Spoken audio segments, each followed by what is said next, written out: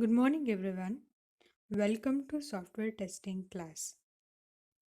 Let us first discuss the syllabus. Unit 1 contains basic concepts related to software testing. Unit 2 contains techniques for the generation of test data from informally and formally specified requirements. Unit 3 contains structural testing and data flow testing. Structural testing introduces the coverage criteria. Data flow testing gives the important applications of data flow analysis to software testing. Unit 4 contains data selection for test and its execution. Unit 5 contains planning and monitoring the test process, integration and component based testing.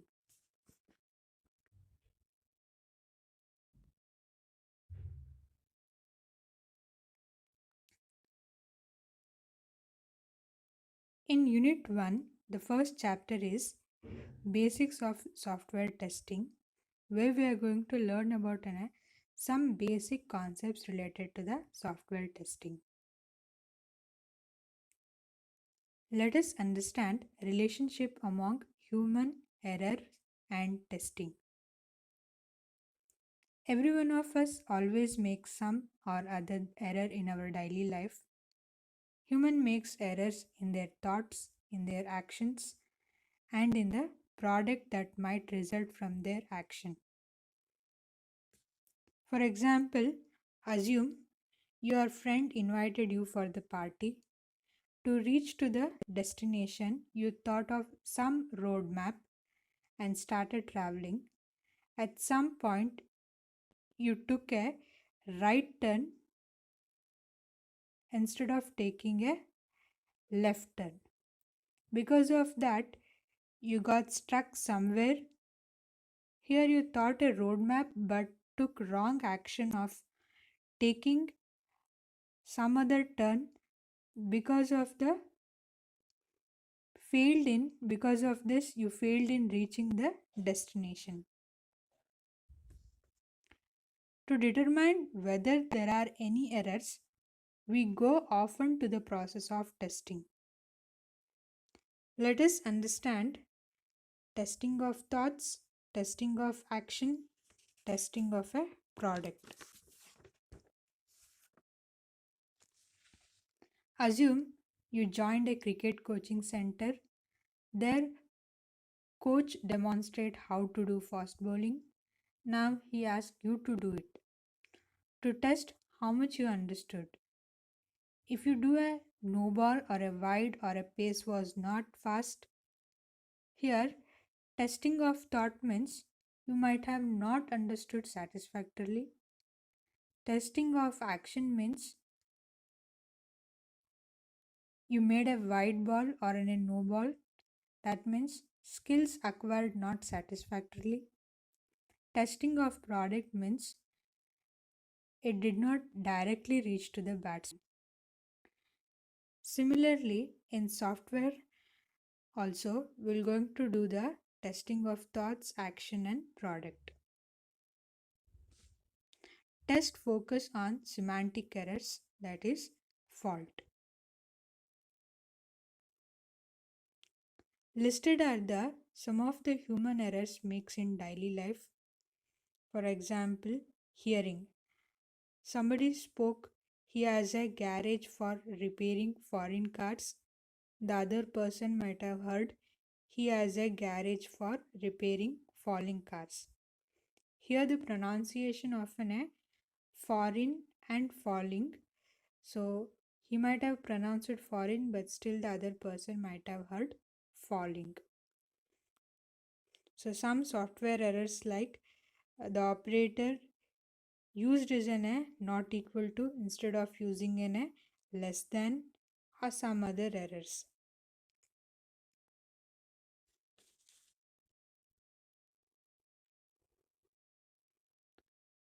Let us understand the some terms used in testing.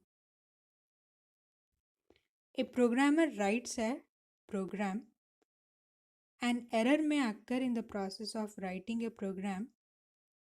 Assume you are writing a sorting program. While you make some while writing, you may make some syntax errors. Then it is a error. A fault is a manifestation of one or more errors. While writing sort function, if you make a logical mistake, then it is a fault. A failure occurs when a faulty piece of code is executed, leading to an incorrect state that propagates to program output. When, when you execute a logically mistake sort function, that leads to an incorrect output. We use the term error and fault as synonyms. Sometimes fault is also called as a bugs or effect throughout this course. Now let us understand the observable and observed behavior. There is some specification. Using that specification, the programmer writes the program. While writing the program, there are the possibility of occurring the errors in the thoughts or the action. Even in the program is written, it may contain a fault. The program produces the observable behavior. That means you are going to compile the program and check that so that it is working correctly or not. And this observable behavior leads to, when you run that program, it leads to an observed behavior, that is the output. Now, from the specification, we have already determined the desired behavior. Now we will going to compare the observed behavior with the desired behavior. If both of them are same, then program behaves as desired. That means you got the correct output. If both of them are not correct, not same, that means a failure has occurred. For example, you have a specifications to do the bubble sort. So using these specifications, you're going to write the program. While writing the program, you may make some syntax error. Okay, so once the program is written, you're going to give the some input data, and then you're going to compile the program, and then you're going to run the program. So you'll get an output. Now the output, you're going to check whether it has been in the increasing order or in a decreasing order. If it is in a sorted order, then your program is correct. If it is not in a sorted order, then your program is not correct. If the desired behavior is in an increasing order, you're going to check whether the observed behavior what you got, the output what you got is in an increasing order itself or not. If you get it in the decreasing order, then also it is wrong.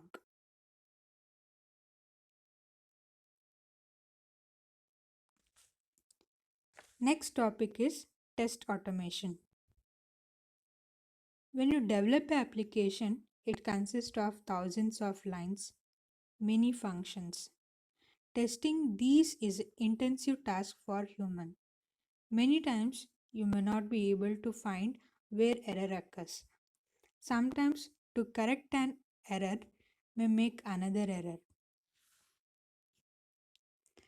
Test automation is used in many of the organization to automate the test that is such as regression testing, graphical user interface testing, and input output device driver testing.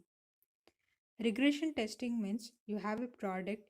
If you make any modification to those products, so again you have to check whether the product is working as desired or not. Fine. So during these testings, usually they're going to use an automation. But please remember, the process of automation cannot be generalized because every time you may face different problems, so it is very difficult to generalize it. There are many test generators are available like AE, GT, and Usually, the random testing uses the tool called a DART. Large development organizations develop their own test automation tools due to primarily to the unique nature of their test requirement. So some of the companies will have their own testing automation tools. We already discussed that it is it is much difficult to have a generalized test automations, but still there are the some of the automations exist, generalized automations like eggplant, marathon, pounder for GI testings. So these are the some of the testing tools used for the load and performance testing and regression testings. Thank you.